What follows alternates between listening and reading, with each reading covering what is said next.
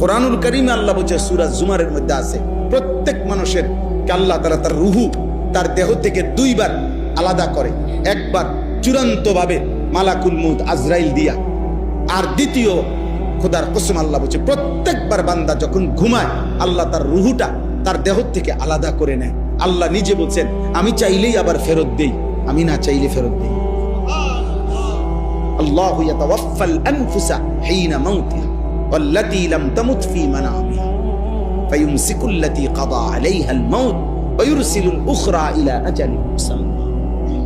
এরপরে আল্লাহ কি সুন্দর করে বলছে, তবে শোনো বান্দা, প্রতিবার যদিও আমি রুহুটা ফেরত দেই ঘুম থেকে জাগবার সময়, কিন্তু এইটাও ইলা আজালিম মুসাম্মা, একটি নির্দিষ্ট সময় পর্যন্তই ফেরত দিচ্ছি। এই ফেরত দিলেও তুমি ধোঁকা খাইও না যে কোনোদিন আটকাবো না, না সত্যি সত্যি একদিন রুহুটা একবার নেব আজরাইল দিয়া, আর কোনোদিন ফেরত দেব। 30 বছর ফেরত দিছি, 60 বছর হয়তো ফেরত দিছি, প্রতিবার ঘুমের কারণে বারবার ফেরত দিছি। এটা দেখে মনে করো না যে আমি প্রতিবার, না, একদিন এমন আসবে যেদিন আমি নেব রুহুটা, সেদিন আমার দেব। সেদিন স্বজন কাঁদবে, স্ত্রী কাঁদবে, সেদিন ছেলে মেয়ে চিল্লাইবে, পুরা গ্রাম কাঁদবে, পুরা বাড়ি কাঁদবে, আমি কিন্তু ফেরত দেব না।